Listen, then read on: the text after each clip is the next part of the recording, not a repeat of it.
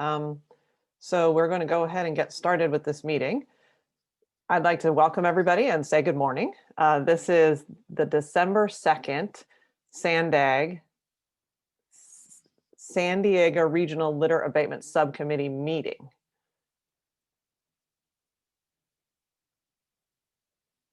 So hold on a sec, I'm pulling up my documents here.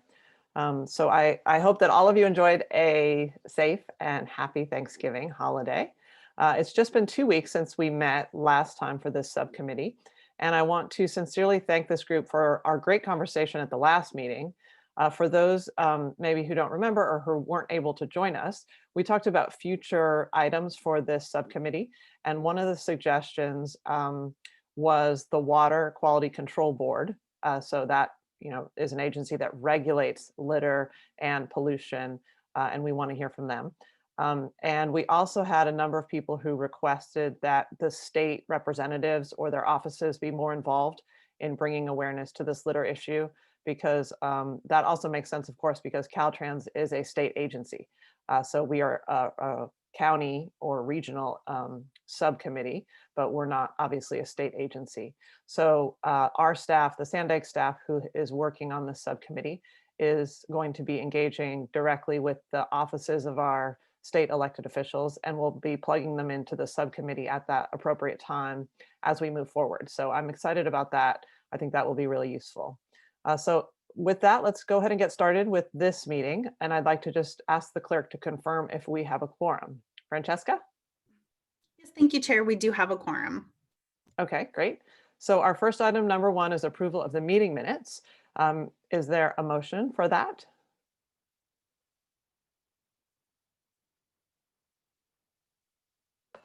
Sotelo Solis, move to approve.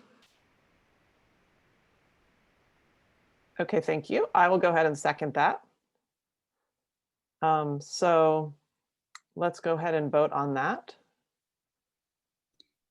Thank you very much. Sorry, bear with me one moment here. For the City of Encinitas, Chair Blakespeare. Yes. Thank you. For the City of Imperial Beach, do we have Mayor Dedina or Councilmember West on the line? I hadn't seen them pop in yet. No. Okay, great. I will mark them absent. For the City of Oceanside, Mayor Feller is absent as well. For the City of Lemon Grove, Councilmember Mendoza. Aye. Thank you very much. For the City of San Diego, Councilmember Montgomery Stepp. Yes. Thank you. For the City of Vista, is Deputy Mayor Rigby here? I believe she's absent as well. And for the City of National City, Mayor Sotelo Solis. Sotelo Solis, aye. Thank you, and that does pass with all with the members that are present. Okay, thank you. Do we have public comments?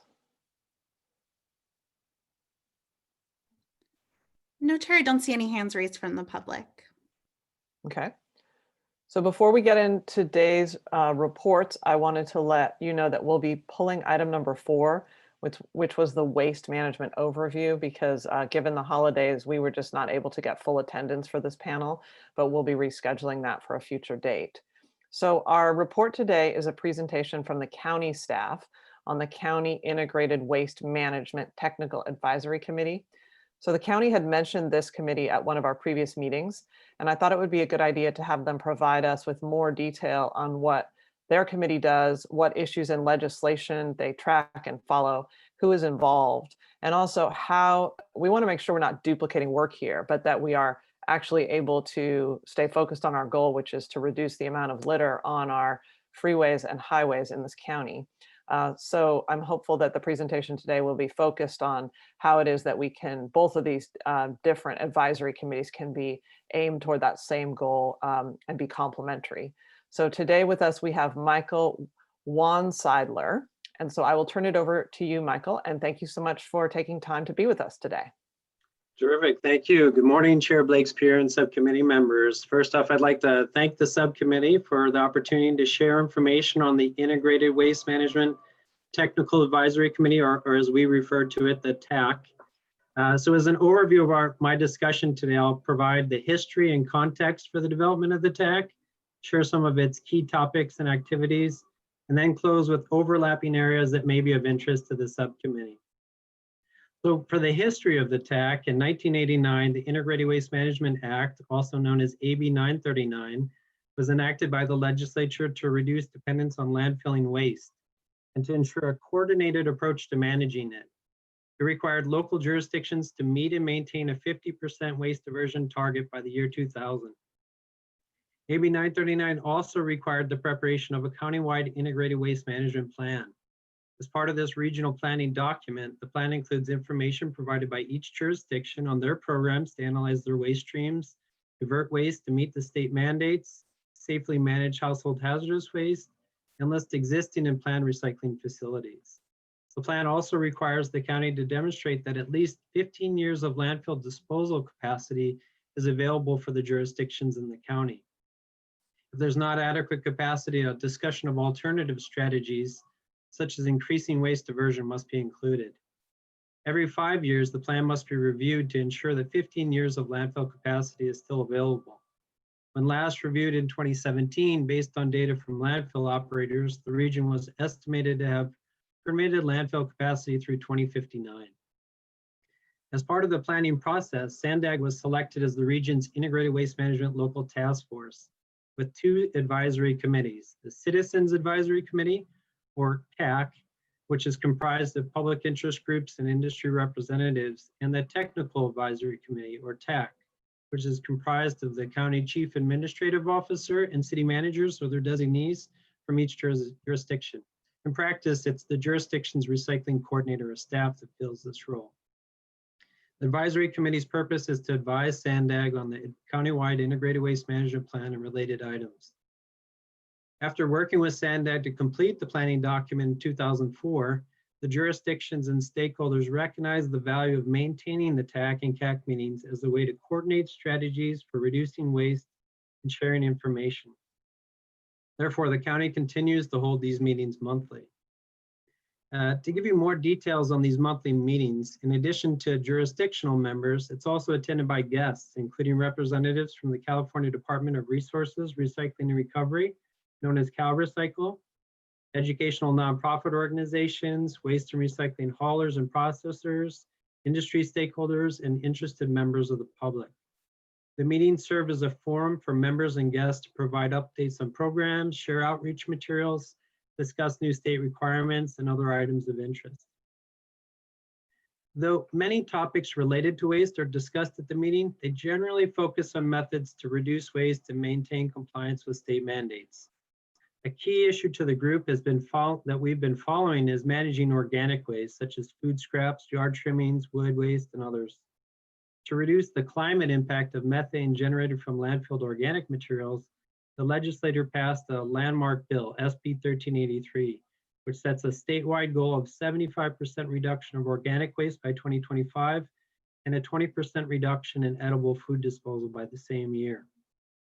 After several years of development, the rulemaking completed last month, and jurisdictions are required to implement a suite of programs and ordinance by 2022.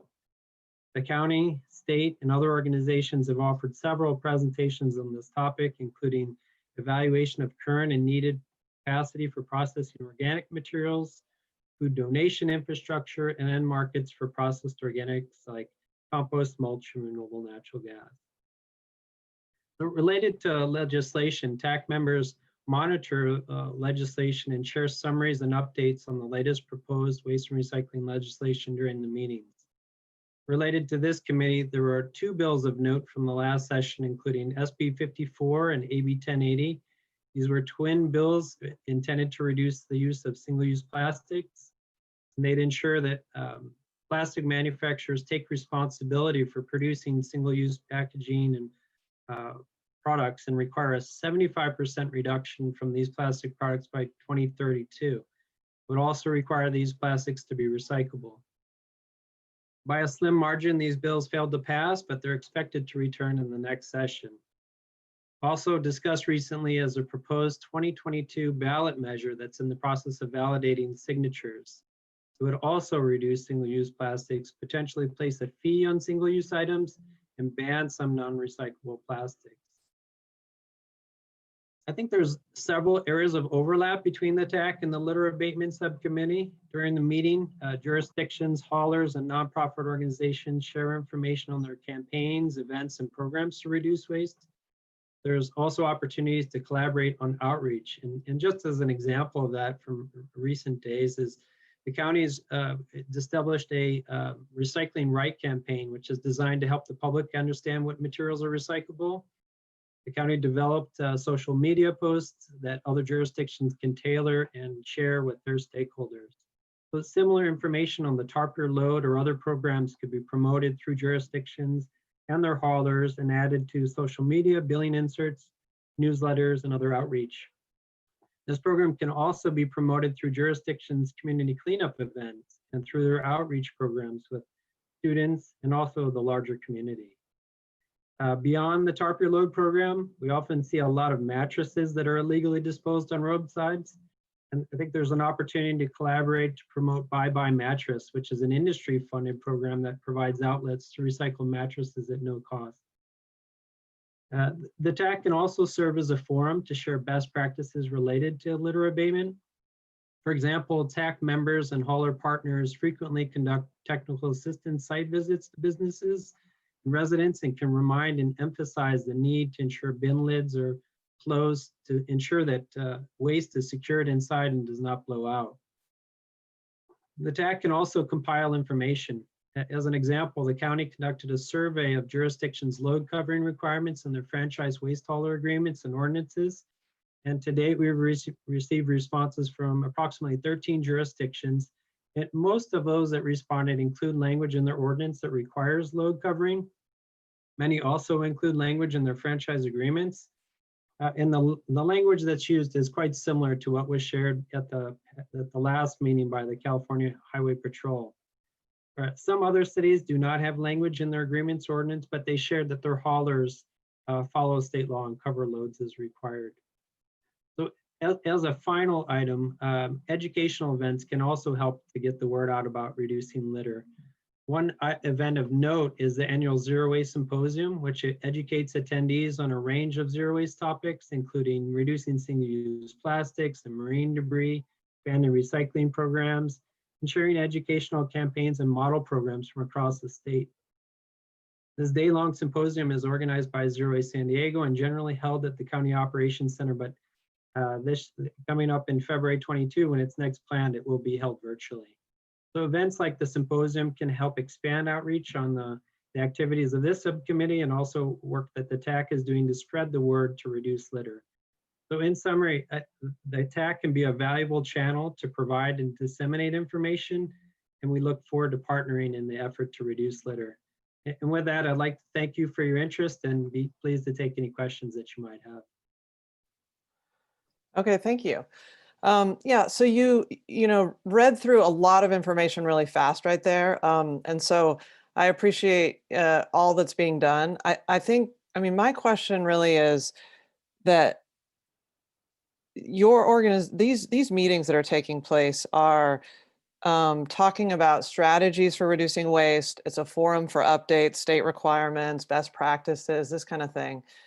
But I mean, the point is that all that's happening right now is not enough, because what we're trying to do is change the status quo, because we have just basically an unacceptable amount of litter on our freeways and highways. And so we need to have some changes or some additional focus, some additional accountability, some additional ownership of the problem if we're going to see any changed reality out there. And so I think, given your position and the insight that you bring to this dialogue, I'd like to know a little bit more about where you see areas that we could focus on as a county, as a regional interest in trying to move the needle on reducing the amount of litter. So I understand you're doing a lot of things already, but what do you see as areas where we could find additional improvement? Yeah, so I think those coordination with efforts to the existing efforts that are occurring, but that could be amplified, as mentioned.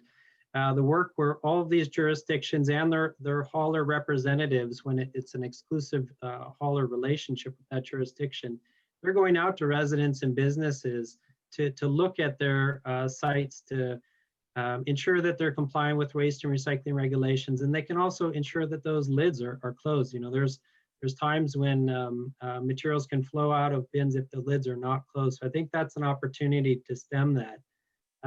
The educational campaigns that are currently occurring, I think we can do a better job of expanding the amount of litter abatement information and awareness through those activities. I think there's opportunities as well when we're looking at the circular economy and zero waste goals that many jurisdictions have, to look at ways that we can encourage and foster the use of reusable items versus single-use plastic items. There's work that's occurring in other parts of the state where there's concerted efforts to encourage and incentivize restaurants to use reusable items versus those single-use plastics.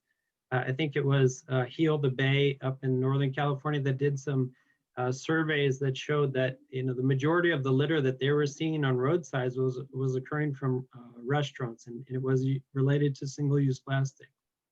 And so I think if we can foster that use through incentives or through encouragement or technical assistance with businesses, that could potentially help to stem some of that flow of materials from the source. So just a couple of ideas I think that could help work toward this issue. Okay, thank you. Let me see if there are any subcommittee members who would like to speak.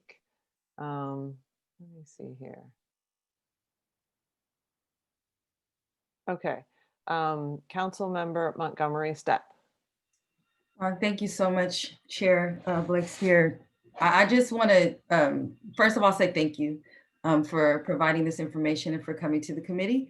I just think that there has to be an element of a social campaign where it kind of goes beyond sort of what we're doing now, which is meeting in the way that we meet and talking about these things, to really getting that message out to the public that this is a big deal that is hurting our environment.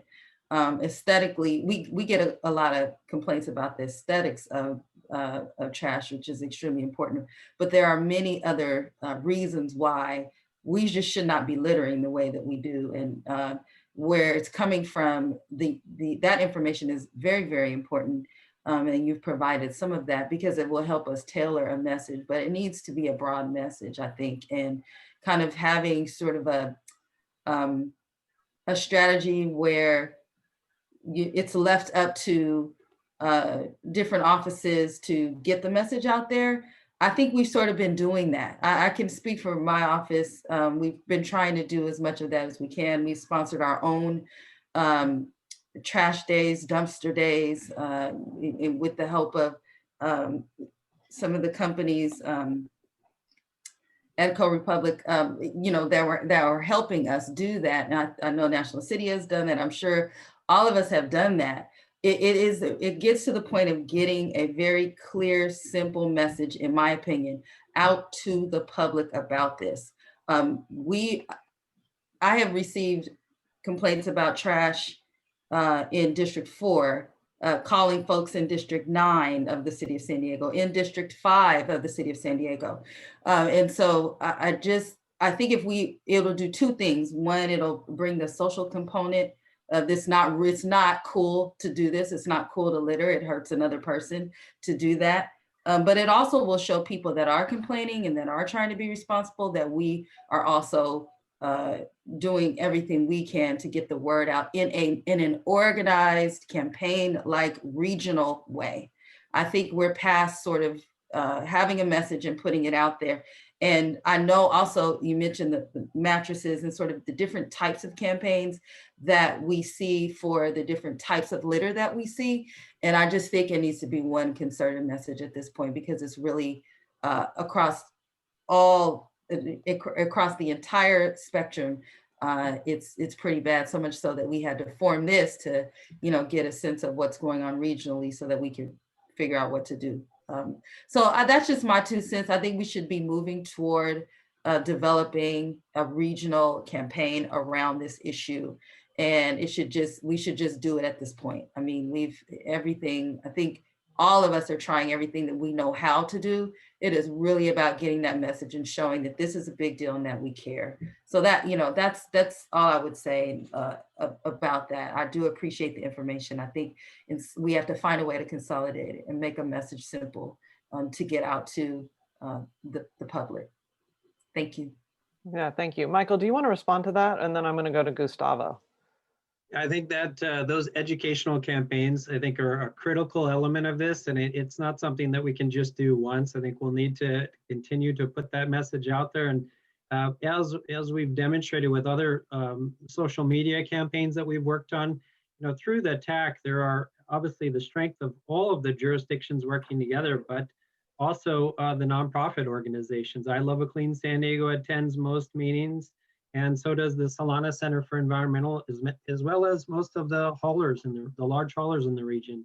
I think through all of these members, we can really push out a concerted effort to get this word out to the larger public in multiple ways, beyond social media, through newsletters, billing inserts, and lots of other opportunities. Okay, thank you. Gustavo. Thank you, Mayor Blakespear.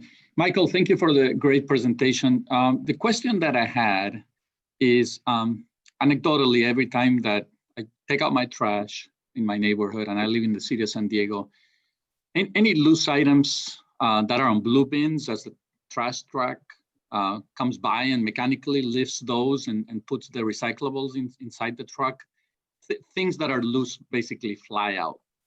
And similarly from trash bins, black trash bins, if you put like a plastic bag that is loose, during that process, we always constantly find that during trash day, things that are loose because of that process.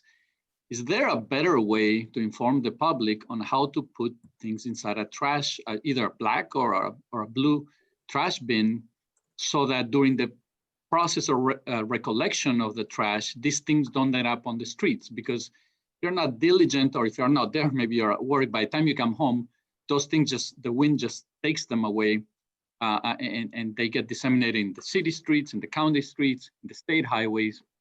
Is there a better way to educate the public not to put loose items either on the recyclable bins or on the black bins? What is your take on that, please?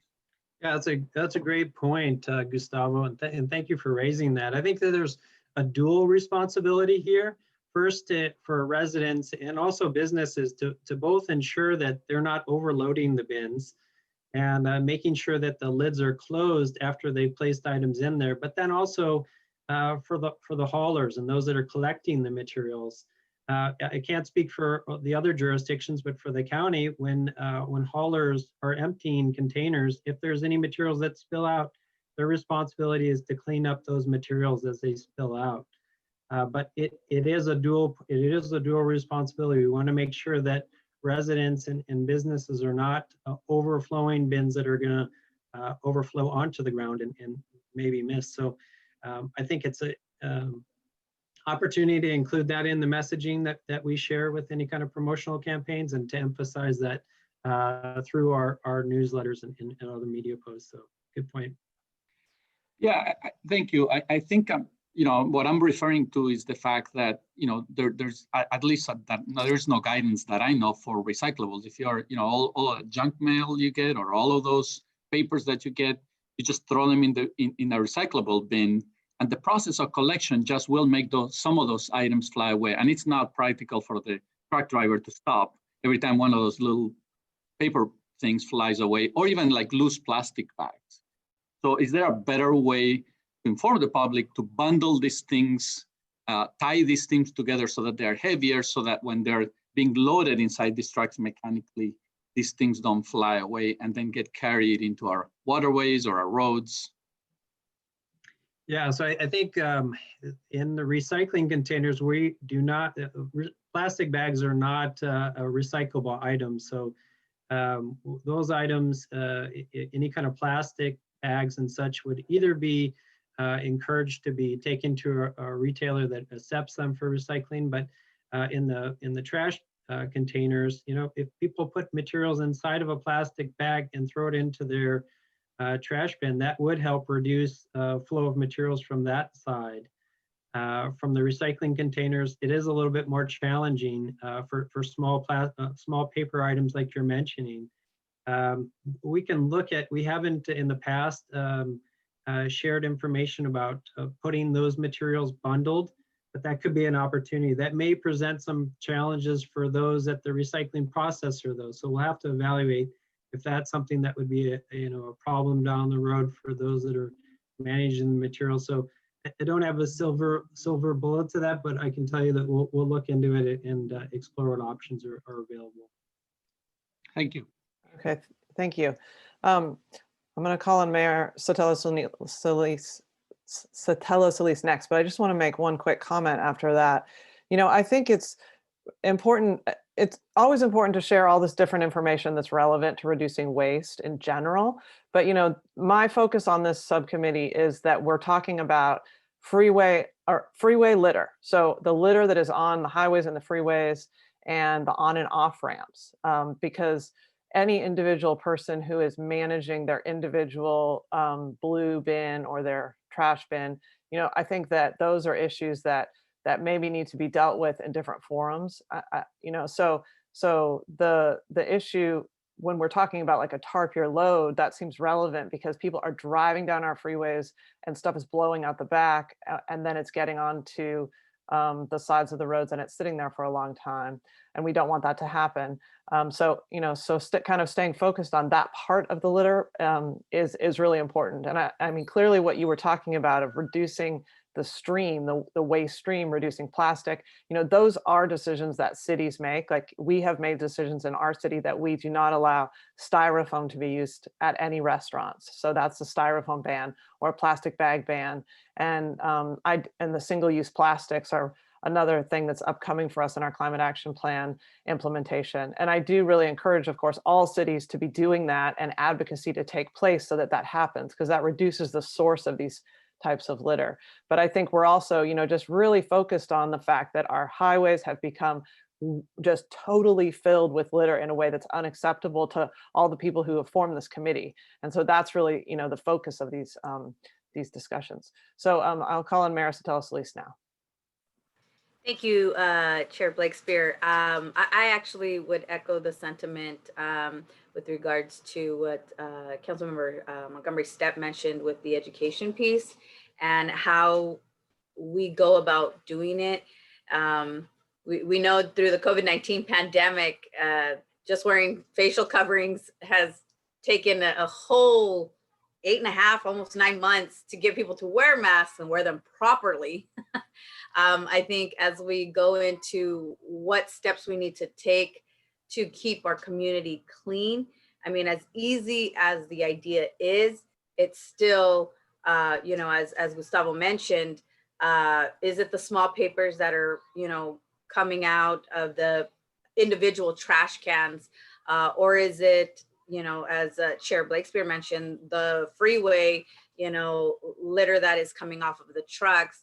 And so as a group, we should, I know the tarp your load was the biggest one, but I was interested to hear about the restaurant and the trash that you mentioned, Michael, that is it the fast food items? Is it like the cups? I mean, I could probably say yes, but as the content expert, I'd love to hear your perspective on the trash and the fast food, that industry. But so I'll ask that. But then the second piece is through the education, I think we need to be and do it in multiple languages with multiple spokespersons to really, again, build that trust, share, yes,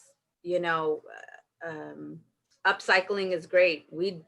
A lot of households in my community, we use the trash bags or the grocery bags as trash bags.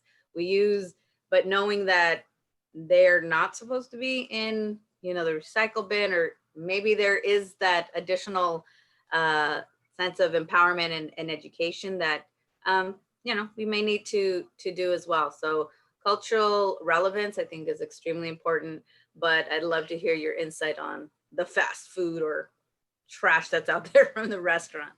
Thank you, Chair. Right, yeah. Thank you. Yes. So that study that was done up in Northern California, it was looking at the sources of litter that they would see on roadsides. And so they were seeing a majority of the material coming from the essentially fast food restaurants. And so it comprised of all those materials you'd mentioned, the plastic lids, the straws, wrapping paper, napkins, packets of single-use condiments, those type of items. And so that was their study. I don't believe that one has been done in our area. So that could be an area to examine for future consideration, but it was something that was noticed as a problem in Northern California. Great. And Chair, I would just, if I could just quickly follow up, how much would a report like that cost? If we were to do maybe just a straw poll or a quick audit of countywide, because, you know, the issues may be similar countywide, or they may be extremely diverse. How much would something like that cost? Do we know how much their report costs? That's a good question. I have not contacted the organizer there. I guess it would really depend on how extensive our research would be. If it was limited to, you know, a particular area and just looking at materials that were deposited on roadsides and just kind of collecting and doing some analysis that way. So I guess it depends how extensive we'd want to do it. Yeah. I'd be happy to contact the organizers of the study in Northern California and get an idea of how much they'd spent on that. Yeah, because I think that this is a definite opportunity. One, it's, yes, you can always bring a consultant in who did it and has the, you know, the tools and the measurements of plug and play, just go to the different areas. And it could be where we work within our own jurisdictions, the different cities, and we work within our public works, and we identify what those measurements are that were used for that report. And maybe we provide mini grants to do the data collection. And it also informs and empowers our staff or a community group locally in each of the jurisdictions. Again, that's more labor intensive, but if the whole goal is to empower and really educate, this may be a way to do that while we collect the data. So something to consider. It's always good to have you know, the content expert come in, but if it's somebody from the outside, they may or may not know the nuances of the community, where a community group and the public works internal staff may have. So just an option to throw out there once we find out what that price tag is. And I know our committee is flush with zero amount of dollars. So any money that we are discussing or, you know, trying to use, we'd have to be creative and apply for grants to do so. So that doesn't fall short on me at all. So thank you. Yeah, I would be Well- curious how much a waste audit would be in our county to do. You know, and I'll go to the public comments after this. So if you could put your hand up if you want to make a public comment. But I'm curious about, from your reading of this study in Northern California, I'm curious about, so I'll just say that in our city, we had an off-ramp, it's called Birmingham, where there's a fast food type of restaurant that's was setting these paper napkins outside that are really thin, and they were kind of in a stack, and it would result in them basically like blowing over into the park and ride and then kind of down the ramp a bit, and it created a lot of litter. And so it did take our public works department going and talking with the restaurant about the way they're managing it, which is odd in a way, because you'd think that they would be losing so many napkins and whatever other trash or other things are on the table, that it wouldn't be worth putting it out there. But you know, having that feedback discussion, you could see that it wasn't actually people littering. And so my question to you is, do you have any sense of whether, I personally never see people throwing like a bag full of McDonald's trash out their window, and I you know, never do it, and don't see that as part of a habit. So I'm curious about, is this sort of incidental trash that blows like I described on Birmingham, or is this Or is it really that people are throwing their ketchup packet out the window? I don't recall the study going into great detail of how the materials ended up there. If it was, incidentally that it was falling from, as you mentioned, from a dispenser that blew outside, or if it was people dropping that off from their car windows, or as they're walking to a bus stop, and a bin is filled and it drops from, or is pulled from by a seagull out of the trash bin. So there could be multiple sources of where it's coming.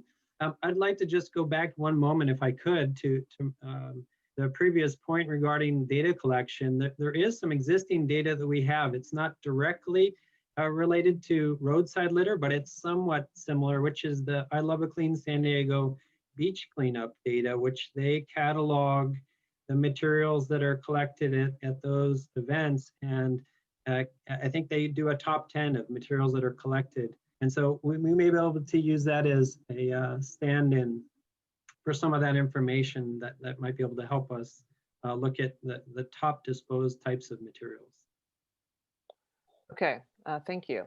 So I'll call on Brady Bradshaw as a public comment. And if there are any other public comments, go ahead and put your hand up. Can you hear me? Yes, we can. Great. Hi, thank you very much for having me, and sorry to abuse the chat feature. I didn't realize we weren't supposed to comment in there, but I won't do that from now on. And I wanted to just, based off what Michael just said, I believe I Love a Clean San Diego they have some really great data, and they're also part of a greater national network of international coastal cleanup, which I believe the figures on that show the top 10 items being mostly single-use plastic items from foodware, and from bottles to utensils and caps and things like that. So I obviously we can double check that, but Surfrider also has a lot of really great data, and they've been sort of the leader on beach cleanups for many years. So I just wanted to put in a plug for them. I represent Oceana, and our main focus for the past year on the plastics issue has been that recycling really isn't an adequate solution. It's part of the solution, but I just wanted to speak up here because I've heard a little bit of feedback that some of the businesses are a little bit confused when it comes to like crossing a city's boundary into another city. Bonds, for example, is one that I've heard of that has had a little bit of frustration about. In this city, we have to go by these rules, and in the next city, we have to go by another set of rules. So I just wanted to bring that up here because I think Oceana would be more than happy to work with this committee if it seemed like the plastics issue was sort of a focus of reducing litter on the highways. We'd be happy to work with you all on developing sort of a draft ordinance or a suggestion list of what an ordinance suggestion could contain from multiple cities. Yeah, that's really all I wanted to say. Okay, thank you. When you're talking to Vons, I would recommend that you tell them that they should follow the most restrictive and least plastic reliant approach, as whatever city requires that, because that would be in the best interest of everyone. Yeah, just so you know, Brady, I don't know if you have been watching all these subcommittee meetings, but we have had a lot of great conversation with Surfrider and I Love a Clean San Diego, and they have experts who have been really heavily involved in discussing things. And the tarp your load, I'm actually interested in a tarp your load update if there's anybody on the call who could provide that. I know with COVID, the event was canceled, and so, or multiple events, and so, but I think there was a suggestion that at the landfills they could be basically just starting to be more enforcing and educating about having to have an event. So to say it actually is the law that you have to tarp your load, and so trying to drive toward that behavior change. Is there anyone on this call who could give an update on that?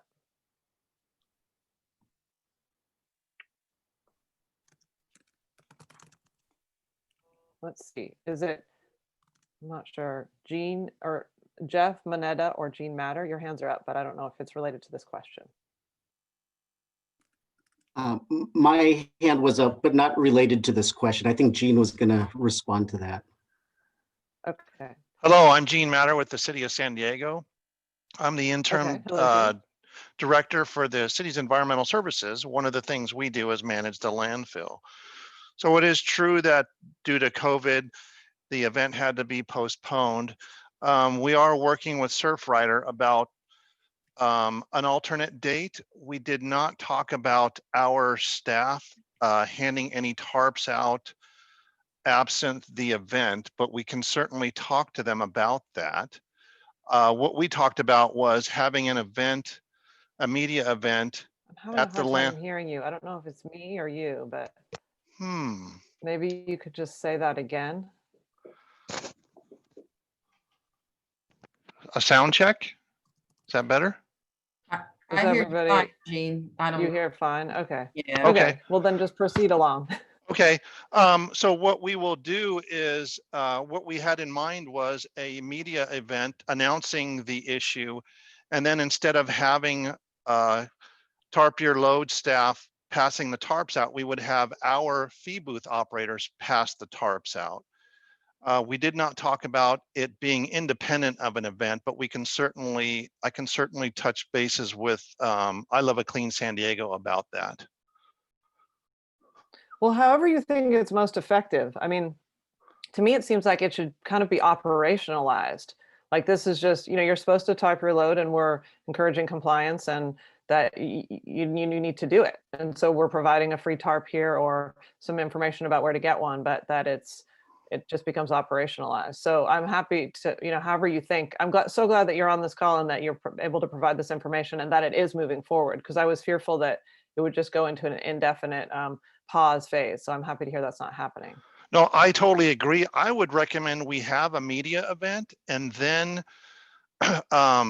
after the media event happens, then we just go on with our operations, but we also hand out the tarps during the day to anybody who meets the criteria set by I Love a Clean San Diego. I think that would minimize interaction, but it'll still get the word out and it'll still get tarps out. So I will work with I Love a Clean San Diego about that. Okay, great. And Sandag can also work with you, Sandag staff. Lori Grover is the staff person assigned to this on a media event. So I think that's a great idea. All right, thank you. Yeah, thank you. Thank you so much. Okay, Jeff Moneta. Thank you, Chair Blakespear. I'm Jeff Moneta. I'm the Public Works Director for the County of San Diego. And I know the goal is to remediate the trash at the highways and freeways, as well as the on and off ramps. What Mike Wansidler was talking about is controlling the source, which is important. So if you can control the source and keep it from getting into the freeways, then that definitely would help to minimize that effort. Being a former city manager, I was in the Bay Area recently, just 6 months ago. As city manager, the electeds that I worked for would reach out to the individual businesses to see if there are any businesses that can assist. So there were, for example, Gilead in Foster City, a pretty large business that donates quite a bit of money. And we actually reached out to them to see if they can contribute towards various programs to donate. So where I can see this helping is in the Adopt a Highway program. Caltrans mentioned, I believe Gustavo mentioned at a previous meeting that there are challenges with getting businesses to adopt highways. And due to COVID, getting people out to the highways to pick up trash is a challenge. What I can see as the evolving model for that is that contractors, Caltrans can find contractors to perform the work, but businesses can pay for those as part of the Adopt a Highway program. So it's just a thought that's been going through my head, putting on my former city manager hat and now working for the county. The cities can collaborate with Caltrans to advertise the Adopt a Highway program and try to get those that aren't struggling due to COVID to help in adopting. And it's a good public relations item for these businesses, as well as accomplishing the goal. Now, from the county perspective, Mike Wansidler also oversees creative services, which is our photographers, our videographers, and social media. So as the Public Works Director, I have a goal of increasing public outreach. So I could see this as being twofold and benefiting both this committee as well as the county. If there are messages that we want to get out as a region, then I would be happy to assist in those efforts with creating maybe a short, 1-minute video that can then be created, based on the content that this group wants to come up with. And from there, we go ahead and share it with all of you so that you can place it on your Facebook pages and other social media pages. So we definitely want to collaborate, and it'll benefit the county as well as each individual city that's part of this committee. That's all I wanted to share. Well, that is really great. I'm so glad you came to speak today. Thank you. Yeah, I mean, I think that a lot of us have said over multiple weeks that we need to have more outreach and a dedicated message. And to me, it seems like it's unclear who's going to own that project. So Is that something that can be housed at the county, which to me would make sense and would be great, especially if there's some expertise and insight that you bring to that. So I think we would love to have that. It hasn't been clear where that could come from. And, Caltrans is very stretched with its budget and resources and various, everything they do, it's just a huge mission. So as well as the county, of course, but I would love to have that move forward if that's something that you think the county could really help with. I think so. I don't see any problem with that because we need to increase our outreach anyhow. So we would be using it on our social media platforms, and then we could just share it with you. So the more ideas you all come up with, the better the product becomes. And I'm thinking just short one-pagers that can be used for billing inserts that go with the trash bills. I'm thinking, Instagram, Facebook, Twitter, just short videos that we can forward to y'all, and you could submit it to your staff within your cities, and then they could share versus the various platforms, or even just the electeds also sharing it on various social media platforms. Okay, great. Well, so I'm going to go to the other speakers, Gustavo first, and then Mayor Alejandro Sotelo Solis. But I just want to follow up on this. So what is the next step for this specific part? Do you think it would be that you would work with the Sandag staff, or we would talk as a public meeting again with the other electeds to come up with these different things that you were just saying, ideas and this kind of thing? That's how I see it. I see it as the electeds from this subcommittee determining what types of outreach you want to perform. So if it's the target program, I would support that as well. So if you put out a short 1-minute video or a publication piece, we can assist in that effort, because then we can also share it using our platforms. Okay, well, why don't we, unless I hear from committee members who want to do this differently, why don't we plan to have you come back, maybe even at the next meeting, which is in January, to hone in this part. So we'll talk about this exclusively, and maybe you can come with some questions you need answered from us so that we can put together something that's most useful. The only challenge I have with attending all of these meetings, I make it to every other one because our Board of Supervisor meetings conflict with this meeting.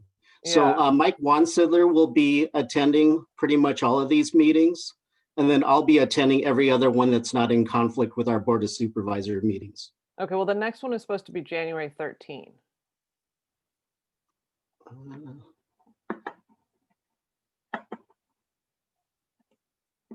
Oh, that is in conflict with the Board of Supervisor meeting. Okay, well, then we'll push it to the next one that you might be able to make. Okay. And so we'll just work on that. Okay. All right. Okay, Thank good. you. Well, thank you so much.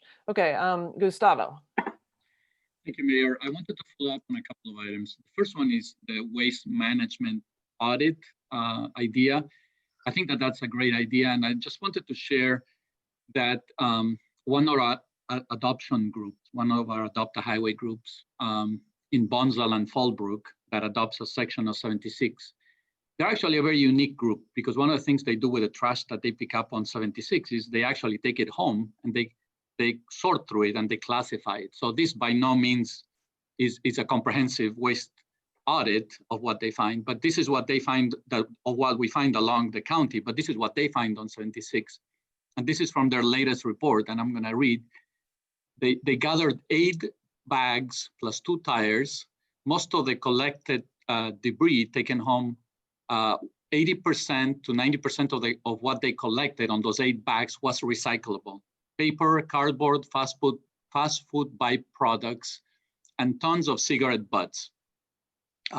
So they actually go through the trouble of going through all this trash recycling, and then they only bring back 10%, which is what we end up discarding. But that kind of gives you an idea of what we're finding on our highways.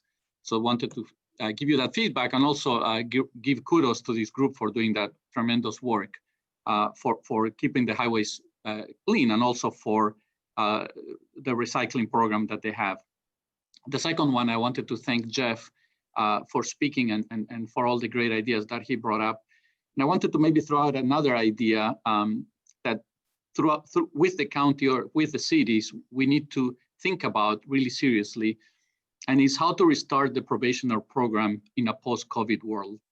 And I know that due to COVID, we have to suspend the probationer program that the county runs with the courts, and that both Caltrans and some of the cities benefit from. But this program provided critical manpower to pick up trash for Caltrans as well as some local jurisdictions. We were getting up to 80 to 100 people per day that would work picking up trash in lieu of paying fines at the court system. We gotta figure out a way how to restart this after COVID because this was a big loss in the production, in the pickup of the trash. And we gotta put our heads together on how to bring that back as soon as it's safe to do so. So if maybe we can work with Jeff and the cities that also are interested in that have also benefited from that. We need to bring that program back. Do you have any indication that it wouldn't be brought back? I mean, is there any reason that it would need, once we're back to normal and there's a vaccine and all that, we're having meetings in person? Anecdotally or secondhand, I've heard that the county has some concerns, financial concerns about the program viability, and that it may not come back post-COVID. But maybe, I don't know if Jeff has any information on that, or if it's through the Sheriff County portion of the county. But I know that City of San Diego benefited greatly from that program, as well as us. And we were paying the county for our participation, for the cost. Maybe it wasn't a full recovery issue, and if that's the case, we're willing to discuss how to increase the financial participation. But I thought it was a great program. It was a win-win for the general public, for the court system, for public government. So we need to figure out how to make that a viable program again. Okay, Chair Jeff, do you want? I'm sorry. Go ahead. If I may. In response to that, we in Public Works were also challenged because we had crews of, I believe, 6 to 10 crews that were benefiting from the probationary program. So we were informed back when I first started with the county that the program terminated in March. And as a result, it created an impact for us because we had to get contract service to supplement that work, which was an additional fiscal impact. What we're working on for Public Works is trying to figure out a hybrid model, and it's in the development stages right now.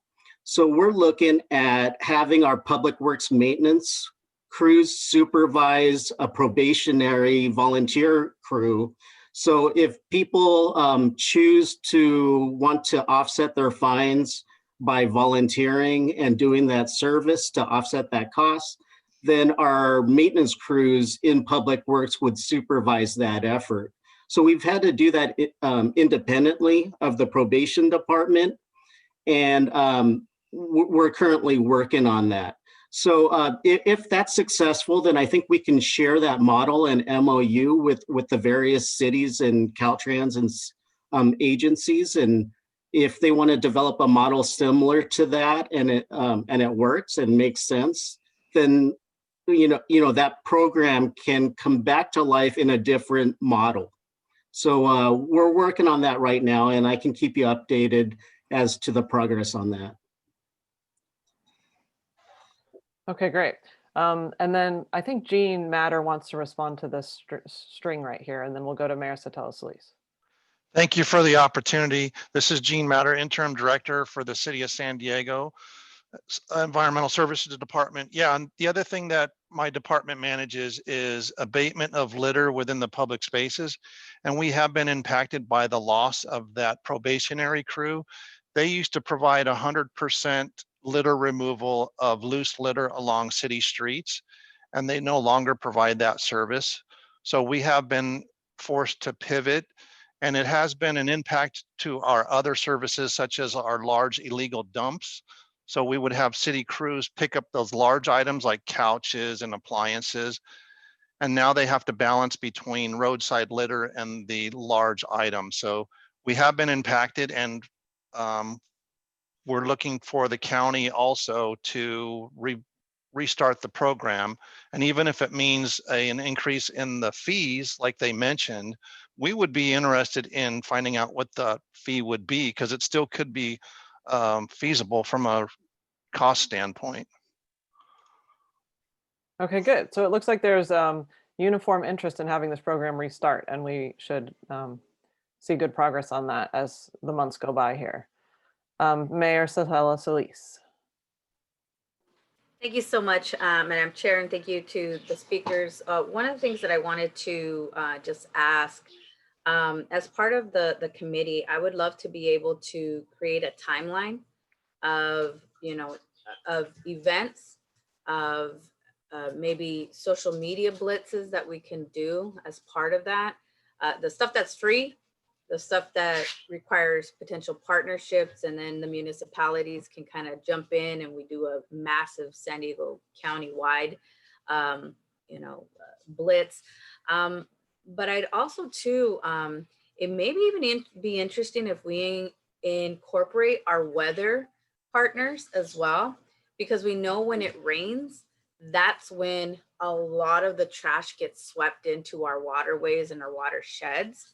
So maybe an interesting partner would be the Weather Service, or the media weather anchors. I forget what their official titles are, but it may be interesting, because if we know when it's going to rain, or when we know it's it's planning to be something, an anomaly weather-wise. We could also use that to our advantage with the media, and be able to, if we know it's going to be windy, if we know it's going to be, something, it's just a different twist.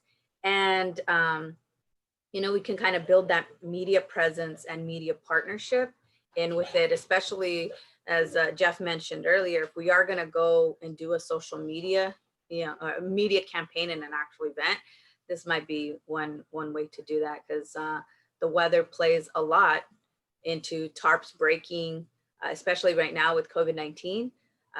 We actually, through our fire department and code, and we knew that stormy weather was coming as part of not the deep purple, but the purple tier regulations.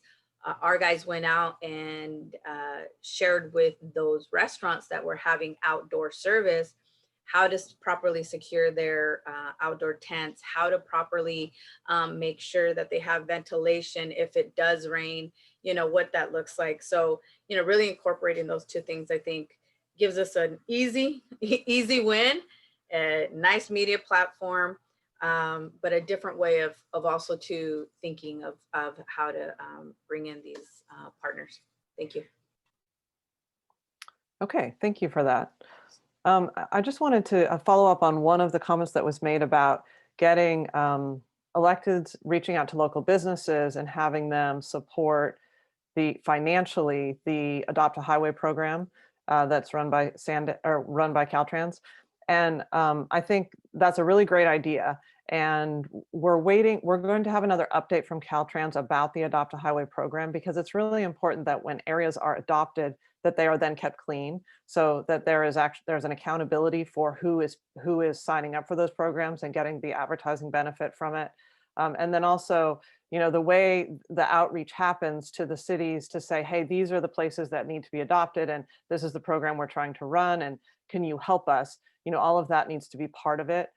So we're planning, I think, to come back in January with Caltrans, as if they're still on schedule to do that, to provide more information to the committee so that we can really understand that this is operating in the best way. And if there's any insights we can provide to make it work better, that we have the opportunity to do that. So I just wanted to say thank you for that idea, because I think it's definitely possible. From my read of it, it's definitely possible for every section to be adopted.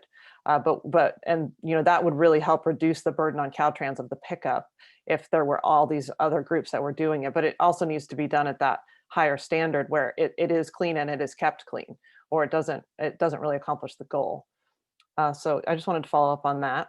And then let me see if there are any other comments here. I don't see any other comments on this agenda item. Francesca, do you have any other public speakers that you're aware of? No, Chair, I don't see any other hands. Okay. We will go to subcommittee member comments if anybody wants to make any. And I'll just briefly start by saying, I am driving around a lot less because of COVID and not going to meetings. And so I'm sometimes not aware of how the freeways are looking. But this last weekend, we did drive from my home in Encinitas down the 5, down the 805 to Santee to buy a Christmas tree. And the freeways looked to me very clean along the 5 and the 805 for the most part, a little bit of trash here and there, but it hadn't been there a long time. But then once we got onto the 52 and we were headed into Santee, it did begin to look really trashy. And I was thinking about just the disparity in how certain sections of road are kept. And I remember previous conversations with Caltrans about different deputy directors who oversee different sections, and some things are complaint driven and some things aren't, and just a lot of complexity around that. But I did just want to recognize that there are sections of the freeway that are kept that do look better to me. And so I want to recognize that good work. And I don't know how much of that is related to a different approach from different Caltrans and different partners who are cleaning it, or how much that is related to fewer people driving, so there's less litter on the freeway. But I was happy to see that. But I do hope we can keep the standards high in our East County areas and on the 52 particularly, because that really wasn't looking as good. And then my other just comment in general is one of the things that was mentioned from our featured speaker today was updates with maintaining compliance with state mandates. And I'm aware of a lot of these really great requirements about organics recycling, diversion from landfills.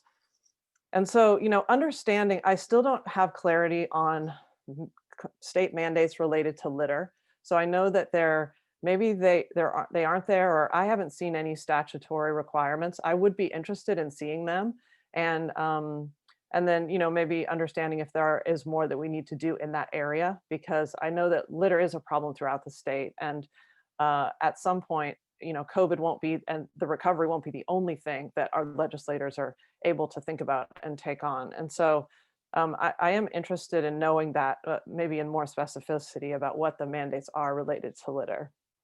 And then I do hope we can get a tarp your load update. So there was some good information provided, but I do, that's something that we've been talking about from the first subcommittee. So having that be presented to this committee as like, really, where are we on that? I think that would be good to have. So those are my member comments here. Let me see if there are others. Councilmember Montgomery Stepp, would you like to make any comments?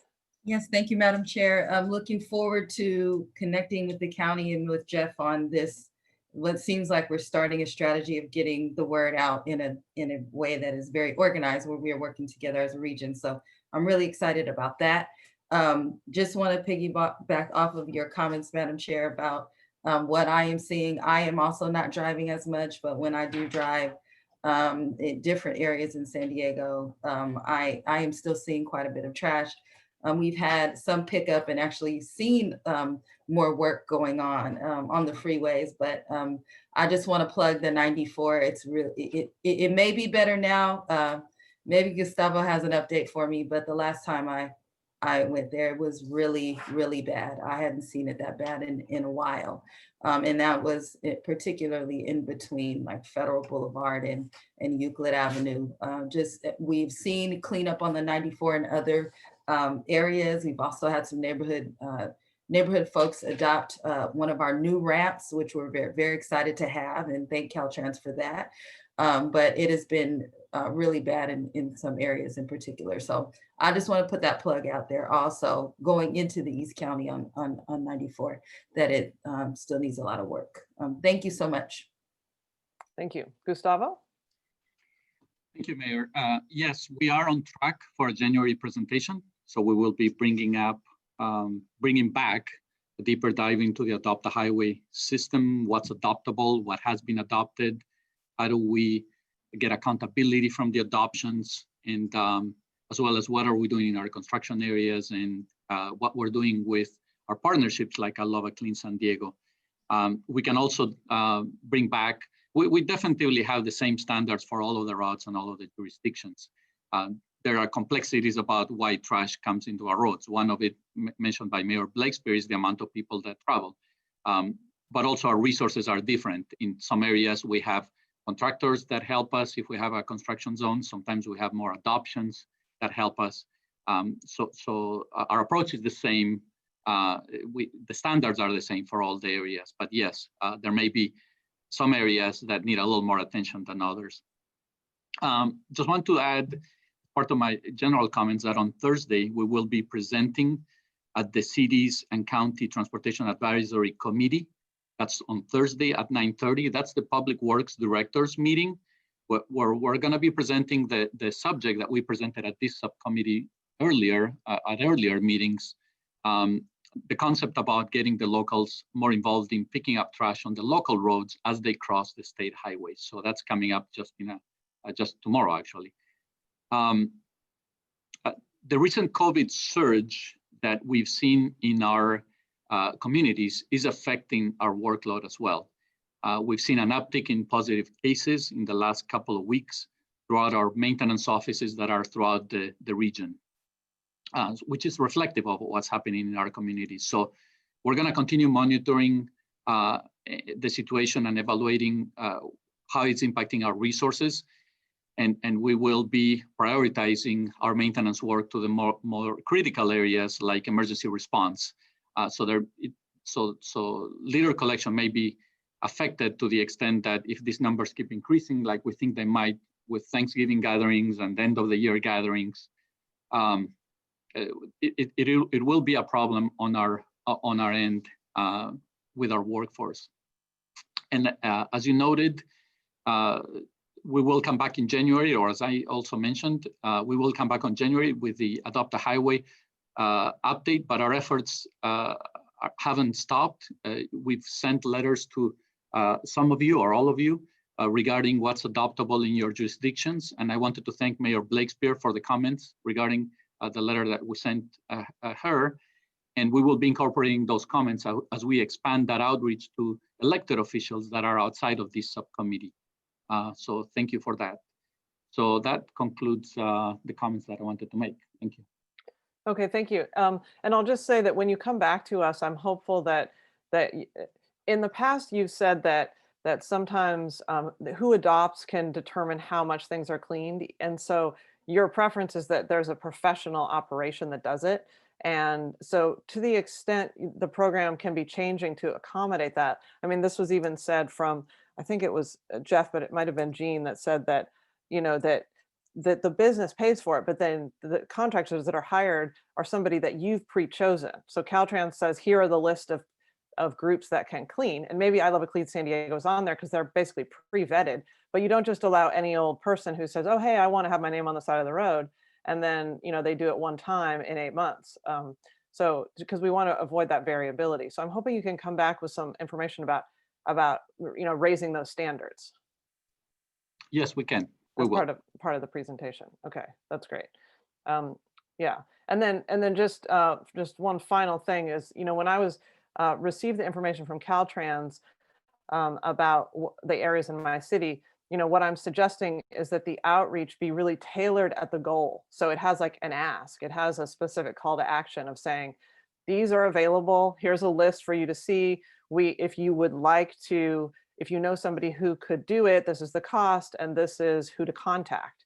So, because I think if you don't have that, then it just goes into the many dozens of emails we all get as elected officials and city managers. That's just like another, FYI.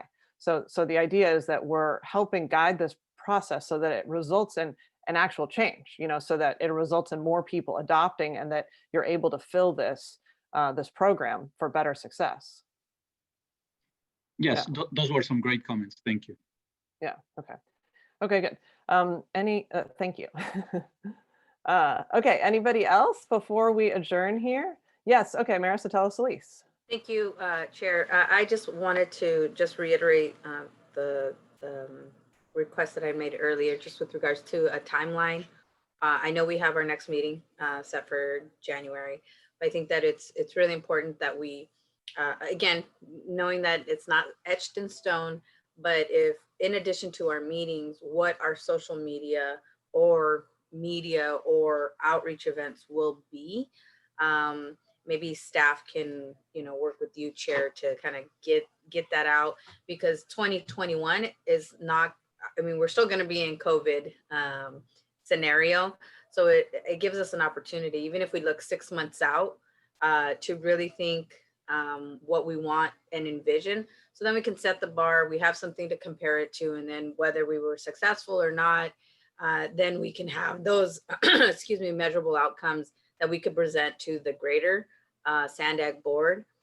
So we show, yes, we had presentations. Yes, we had, a start and then a stop because of COVID at our event, but I would just request at the next meeting, if we have at least a draft of something that we could say, yeah, well, or this month is, coastal cleanup day, and maybe we add another element that through that. So it's something I'd like to request. That's a good idea. Yeah, I think we could probably make that happen. Okay. Just, looking forward also to our different meetings of what we're going to be covering, because at the moment there is no social media. There's no 1-minute video. There's not, there are things that are happening from organizations like I Love a Clean San Diego that we can promote ourselves, but we're not responsible for those. But, Jeff, and I'll call on him in a sec, but, he had said that we could have this conversation about those messages at a meeting. So we'll get that on the future agenda list, and then also provide that as like you're talking about with the timeline. Yeah, sounds good to me. Get me in. And I think that also too, as our calendars start shaping up for 2021, we want to make sure that those dates are priorities and that they continue to stay priorities for our municipalities and all of our partners. So thank you again, Chair. Okay, great. Thank you. Jeff. Chair, in response to Mayor Solis, what I would suggest is the formation of a subcommittee. Just a thought in regards to public outreach. And if maybe 2 of the members of the electeds were selected for that subcommittee, then they could come up with some ideas on potential outreach materials. Just a suggestion there. One statement that was brought up by Mayor Solis was in regards to weather reports. And I get the weather reports for the county. So, we have a meteorologist on board that tracks flooding and high wind events. So if that subcommittee was established, then I can forward those messages to the subcommittee. And then from there, they can determine recommendations on what type of outreach materials that can be conducted and place it on a future agenda. Just a thought. We could do that. So he's suggesting creating a subcommittee now. I would say that I would volunteer to not be on that subcommittee. So if there are 2 other electeds that want to work with Jeff on messaging and all, I would love to have that. Another option is that we wait until this committee is reformed with the new board. I think this committee is really effective. and that to me, it seems important that the big players can make it. So certainly Caltrans, but then also the county and the city. And ideally, there's a representative, a supervisor, and a city council member on this committee, and that we have it at a time where that works for the professional staff that's able to make it, and then those electeds, and that we also continue to have good representation from across the county, because we do have people on this committee from all over, north, south, small, big, east. So I think that's west. I think that's all really important that we maintain. So we could do that unless if anybody wants to work directly with Jeff and we could form a subcommittee of 2 right now, we could do that. Or if not, then we'll just, wait and have that brought up at the next meeting of this group. Okay, I don't see anyone who's raising their hand to do that, but thank you for bringing it up, Jeff. It is a good idea. Okay, so let's see. Nobody else that I see on here wants to speak. So I will return to the calendar. So let's see, our December 23rd meeting is canceled. So our next meeting will be on January 13th. And I hope everyone has a safe holiday and new year. And with that, we are adjourned. Thank you.